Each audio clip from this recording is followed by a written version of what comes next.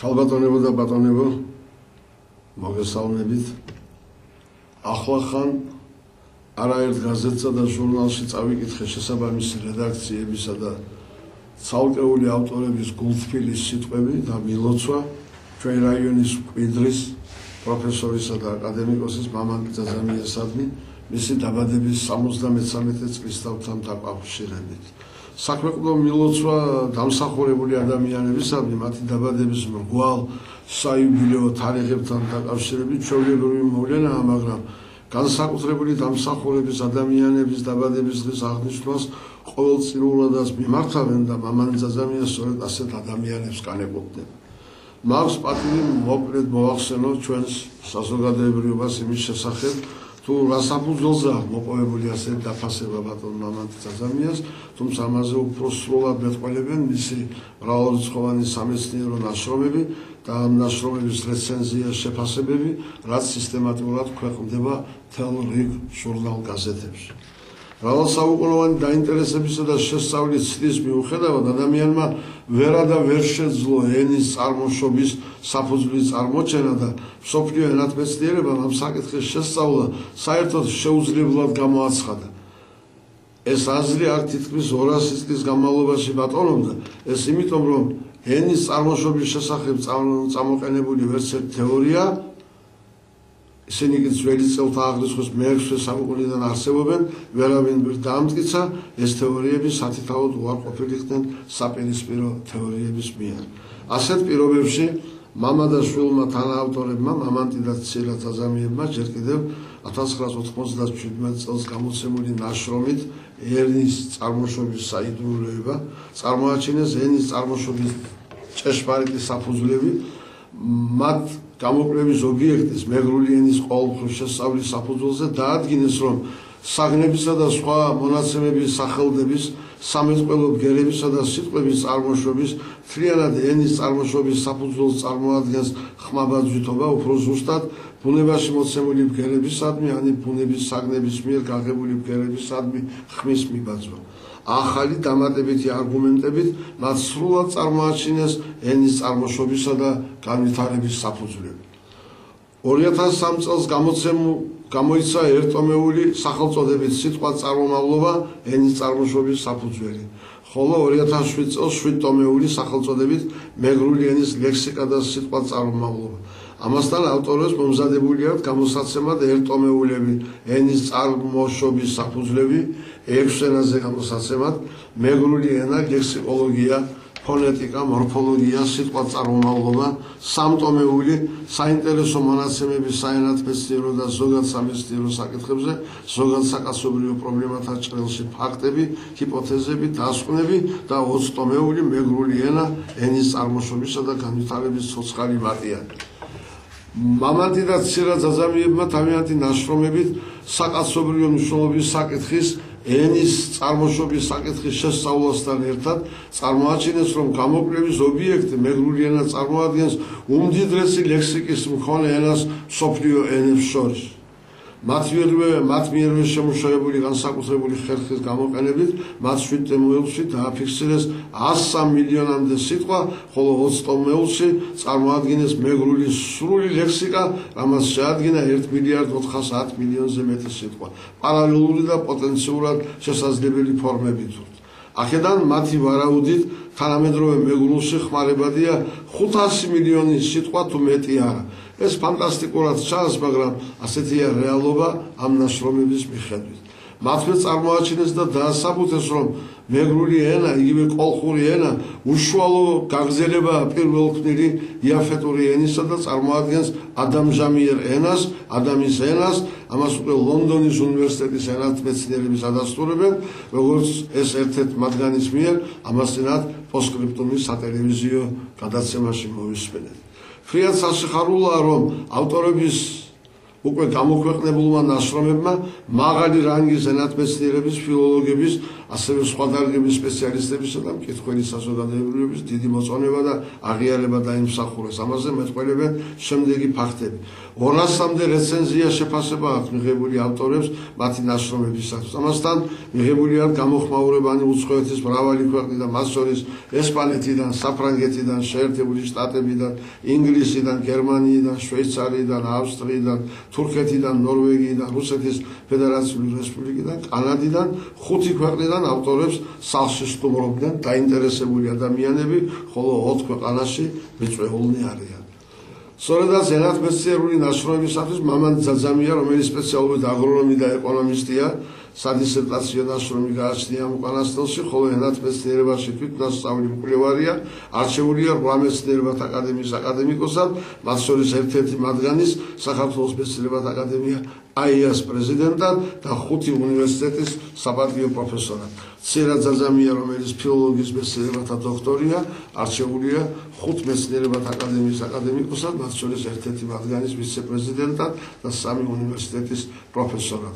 სხვადასხვა დროს მოეწყო მამანტი და ცირა ძაძამიების ზემოხსენებული წიგნების პრეზენტაცია თბილისის იმანი ჯავახიშვილის სახელობის უნივერსიტეტის ზუგდიდის ფილიალის, ზუგდიდის დამოუკიდებელი უნივერსიტეტისა და სახელმწიფო კოლეჯის მიერ წარენჯიხის რაიონულ ბიბლიოთეკაში, ასევე სისტემატურად შუქდებოდა მონაცემები მათი შემოქმედების შესახებ ტელევიზია ჯიხაში, მრავალჯერ გამოქვეყნდა მამანტი და ცირა ძაძამიების სტატიები, სხვადასხვა ავტორების რეცენზიები მათი ნაშრომების შესახებ ჟურნალებში AIA, ცოტნეიდელი, დიოსკურია, ილორი, ამაღლება, ასავალ-დასავალი, საქართველოს რესპუბლიკა, ეგრისელი, ეგრისის მაცნე, კოლხური ვერსია, რაიო, საქართველოს და მსოფლიო განმანათლებელი კარი და ასე შემდეგ და ასე შემდეგ.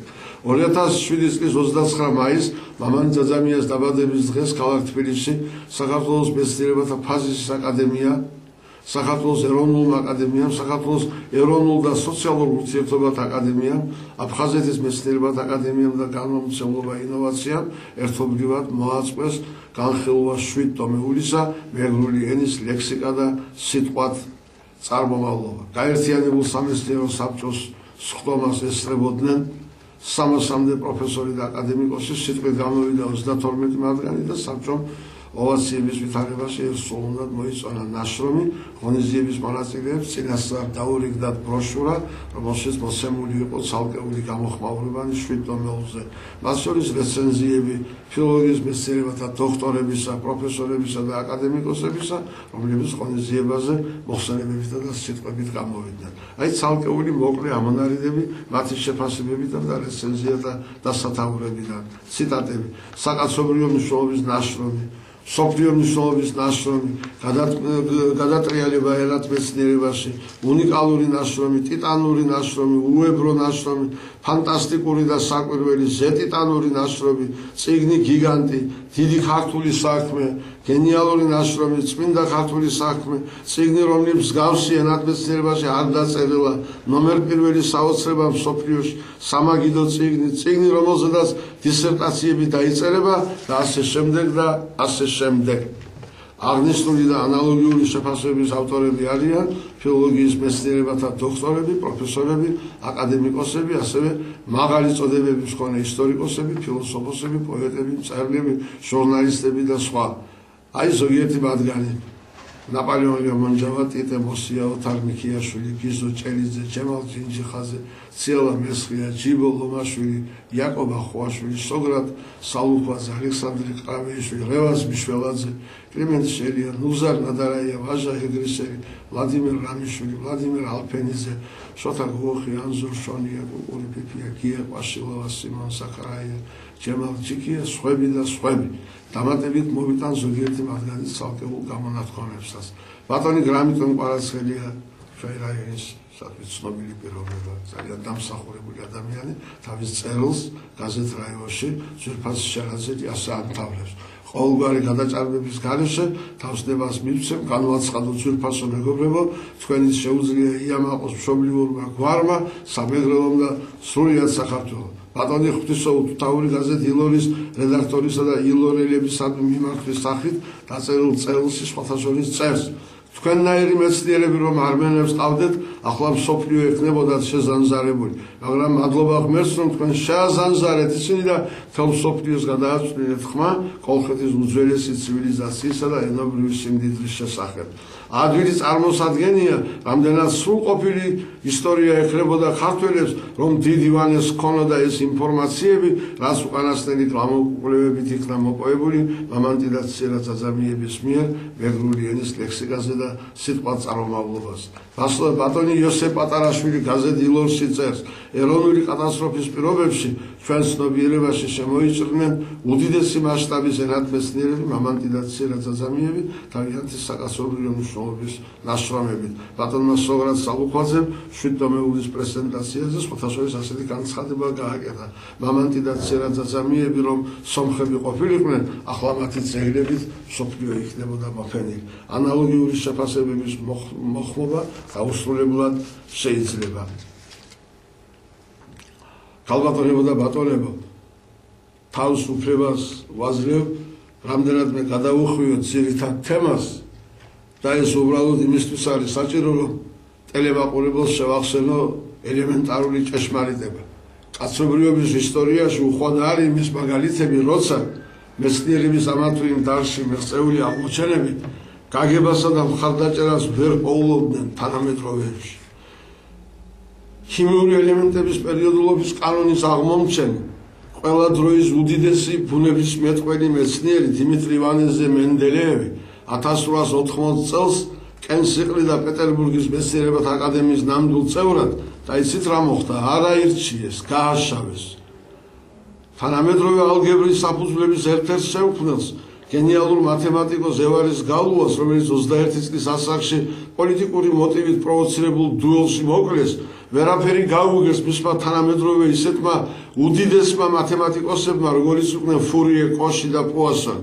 არადა მისი დაღუპვის შემდეგ გაირკვა, რომ გალუას მიერ შექმნილი უმაღლეს ხარისხის ერთუცნობიან ალგებრულ განტოლებათა თეორიის გარეშე ალგებრა როგორც მათემატიკის ერთ-ერთი შემადგენელი ნაწილი არ არსებობს. ეიფელის კოშკი არა მარტო პარიზის სიმბოლო, არამედ ზოგადად საინჟინრო აზროვნების, კონსტრუქციის გაანგარიშებისა და გადაწყვეტის უნიკალური ნიმუშია. გინ დაიჯერეთ, გინ არა, მაშინდელი ფრანგი ინტელიგენციის ყველაზე ავტორიტეტულმა წარმომადგენლებმა, შარლ გუნომ, სიული პრუდომ, გი დე მოპასანმა, ალექსანდრე დიუმამ და სხვებმა უმწვავესი საჩივარი დაწერეს, შეაჩერეთ ეიფელის კოშკის მშენებლობა ის პარიზს ამახინჯებს. მსოფლიო ვოკალური ხელოვნების ისტორიას ალბათ ფიოდორ სალიაპინზე უფრო დიდი საოპერო მომღერალი არ ყოლია, მაგრამ თავის დროზე იგი ეკლესიის გალობელსა გუნდში არ მიიღეს ხმა და სმენა არ გივარგავ. საუბარი იქითკენ მიმყავს ბატონებო, რომ ჩემის აზრით მამანტი ძაძამიას მეცნიერული მოღვაწეობის მიმართ არაერთგვაროვან დამოკიდებულებას განსაზღვრავს რამოდენიმე მომენტი. პირველი, მეცნიერების ერთმა ნაწილმა არც მეტი არც ნაკლები ის უბრალოდ ვერ გაიგო. მეორე, უფრო სტაჟიან, ამბიციურ და კარგი გაგებით პრეტენზიულ მეცნიერებს სურთ ბატონი მამანტის და ამადაც არიან არა მარტო გაოგნებულნი, არამედ დამწუხრებულნიც. მოგეხსენებათ სულხან-საბა ბრძანებდა შური არს მწუხარება ის სხვა საკეთილსა ზედა.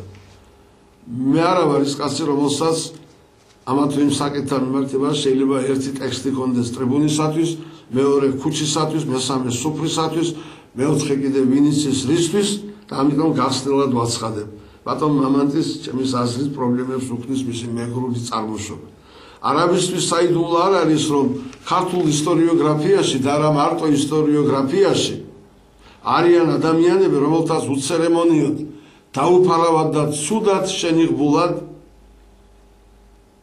შეუძლია თვით ქართული სახელმწიფოებრიობის ჩამოყალიბების თარიღი გადმოსწიონ 1000-1500 წლით, ოღონდ ამ ისტორიაში როგორმე არ გამოჩნდეს კოლხეთის პრიორიტეტი.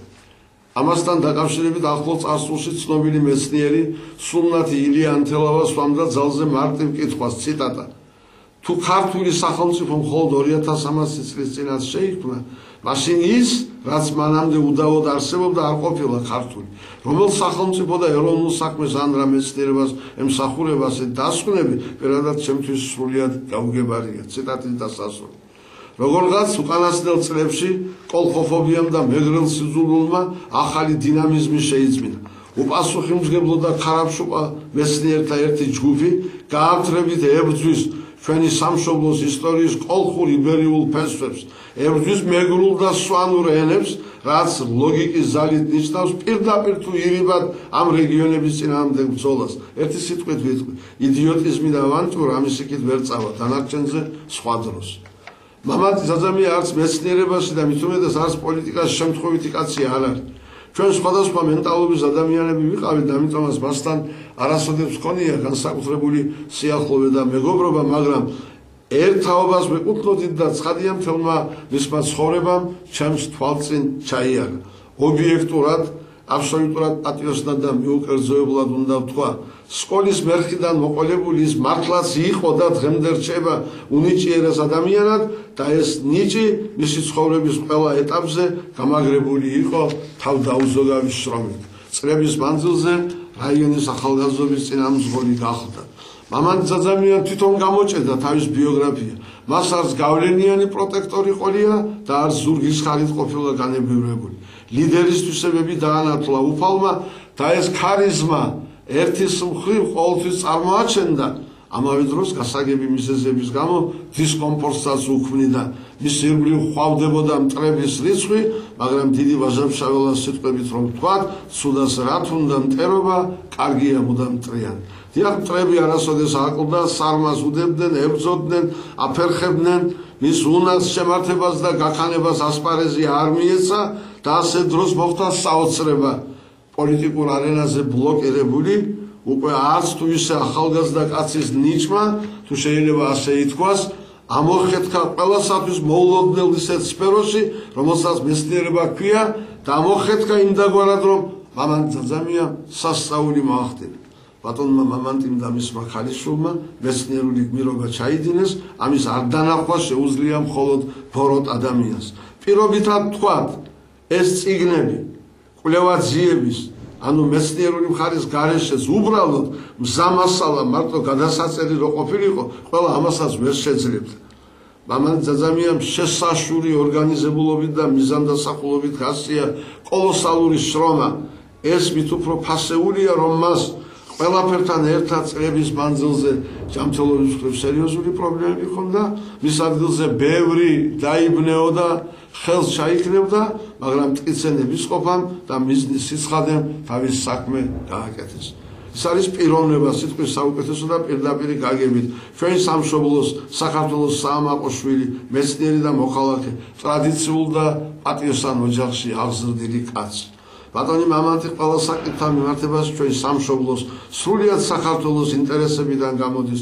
პოლიტიკური სიმწიფე, დიდი შინაგანი კულტურა და მამული შუღული გრძნობა უბიძგებს მას ამისკენ.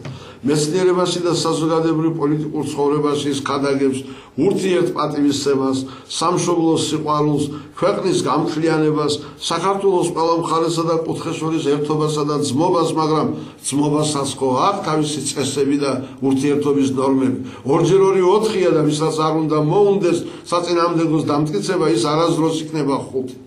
მისი ცხოვრება ისე აეწყო, რომ დღე და მოსწრება დინების წინააღმდეგ უწევდა სვლა. ალბათ არ ღირს დავა იმასთან დაკავშირებით, რომ ყველა მაღალი რანგის თანამდებობის პირს, მათ შორის ცეკას მდივანს, მინისტრს, ცხადია რაიკომის ყველა პირველ მდივანს, აქაურს და არა მარტო აქაურს, ყველაზე განათლებულ, ყველაზე პატიოსან, ყველაზე ორგანიზებულს და ყველაზე ავტორიტეტულსაც კი ისტორია უმკაცრეს გამოცდას მოუწყობს და ჟამთა წიაღში ბევრი მათგანი სახელი ისე გაქრება, როგორც ყინულზე დავარდნილი ნაპერწკალი. პირველი მდივნის კარისკაცებისა და პოლიტიკური გოშიებისა მით უმეტეს. ცხადია, ვინც დაიბადა, ყველა უნდა მოკვდეს, მაგრამ ჩვენგან რიგითი მოკვდაებისაგან განსხვავებით, მამანტის ახალი სიცოცხლე მისი სიკვდილის შემდეგ დაიწყება, რომელიც არასოდეს დამთავრდება. ასეთია უკვდავ ადამიანთა ხვედრა. მას სიცოცხლეშია მოპოვებული საპატიო ადგილი ჩვენ რაიონის საამაყოშვილთა გალერეაში. ბატონებო, წალენჯიხის საზოგადოებრივებისათვის კარგად არის ცნობილი, რომ ბატონი მამანტის ლამაზ ბიოგრაფიას გვირგვინად ადგას მისი აქტიური მოღვაწეობა ეროვნულ მოძრაობაში. ის იყო და დღემდე რჩება, ის იყო და დღემდე რჩება სულნად ზვიად გამსახურდიას იდეების აპოლოგეტად. თითოეულ ჩვენთაგანს ახსოვს მისი გაბედული, ღრმად დასაბუთებული და მგზნებარე გამოსვლები ეროვნული ხელისუფლების მხარდამჭერ ღონისძიებებს. არავისთვის საიდუმლო არ არის, რომ ახლოს წარსულის ხელისუფლებას გართულება ჰქონდა ეროვნულ მოძრაობასთან. მისთვის მიუღებელი იყო ყველა, ვინც მეტნაკლებად ჩართული იყო ამ პროცესებში. მაშინ ბატონი მამან ძაძამიას პიროვნებაში მოიაზრებოდა პოლიტიკური ოპონენტი და ეს ფაქტორი სრულიად საკმარისი გახდა იმისათვის, რომ არ დაენახათ მისი მოცნიერული მოღვაწეობა და მოეხდინათ სრული იგნორი. ამიტომ არც არის გასაკვირის, რომ რაიონის მაშინდელმა ხელმძღვანელობამ არაერთის თხოვნის მიუხედავად ვერ მოიცალა იმისათვის, რომ თუნდაც ერთხელ მოეწყო საზოგადოებრივების შეხვედრა ბატონ მამანტისთან. არც ისე დიდი ხნის წინათ თანამედროვე საქართველოს გამოჩენილმა პოლიტიკურმა და საზოგადოებრივმა მოღვაწემ, მეცნიერმა და მამულიშვილმა, ფაზისის აკადემიის პრეზიდენტმა ბატონმა ნუზარ ნადარაიამ დაუფარავად და უდიდესი გულისტკივილით მითხრა, ციტატა: "უპატივცემლობა, რომელსაც მშობლიური რაიონი ირჩევს ბატონი მამანტი ძაძამიას მიმართ, არც მეტი, არც ნაკლები დიდი სირცხვილია და არ ეკადრება წალენჯიხას. დავიდოთ გულზე ხელი და ვაღიაროთ ბატონი ნუზარი ცამდე მართალია. ჩემს მხრივ იდიოტობა იქნებოდა იმის მინიშნებას კი, რომ თქვა თითქოს ბატონმა მამან ძაძამიან ენათმეცნიერებაში უკანასკნელი სიტყვა თქვა და ამით დახურა ყველა თემა. მაგრამ ის, რომ მან კოლოსალური შრომა გასწია და ფანტასტიკური შედეგები მოიპოვა, ეს სადისკუსიო საკითხი არ არის. ალბათ დაეჯერება ცნობილ მეცნიერს, ფილოლოგიურ მეცნიერებათა დოქტორს, პროფესორ ნაპოლეონ ლემონჯავას, რომელიც ბრძანებს, ციტატა: "ეს წიგნი ბატონ მამანტი ძაძამიასა და მისი ქალიშვილის ცირა ძაძამიას დაწერილი არ გახლავთ. იგი თვითონ ღმერთის მიერ არის დაწერილი. აბა ადამიანებს როგორ შეეძლოთ ასეთი რამის დაწერა?" ციტატის დასასრული. ალბათ დაეჯერება სულნად ვლადიმერ ალფენიძეს, რომელიც თავის დროზე წერდა, ციტატა: "ეს მსოფლიო მნიშვნელობის ნაშრომია, მსგავსი ნაშრომი ენათმეცნიერების დარგში არ არსებობს." ციტატის დასასრული. ცნობილი მეცნიერი, ეკონომისტი, პროფესორი სულნათი ჯემალ პაჭკორია უფრო კატეგორიულია და ცალსახად აყენებს საკითხს იმის თაობაზე, რომ ციტატა: "ეს ნაშრომი უნდა ითარგმნოს სულ მცირე 5 ენაზე და გაიგზავნოს ყველგან, მათ შორის სტოკჰოლმში ნობელის პრემიაზე, რაც მას უთუოდ არ ასწრება."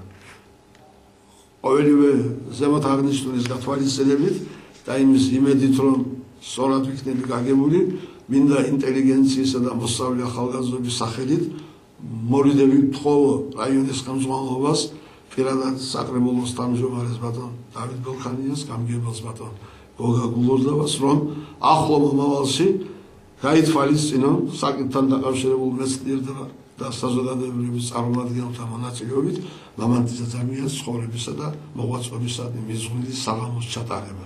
მან ეს ნამდვილად დაიმსახურა. ეს იქნება დღევანდელი ხელისუფლების მხრივ ეროვნული თვითშეგნების საკითხისადმი ახლებური დამოკიდებულების გამოხატულება და უდიდესი ამსუხებითი მნიშვნელობის მქონე ღონისძიება. გმადლობთ ყურადღებისათვის.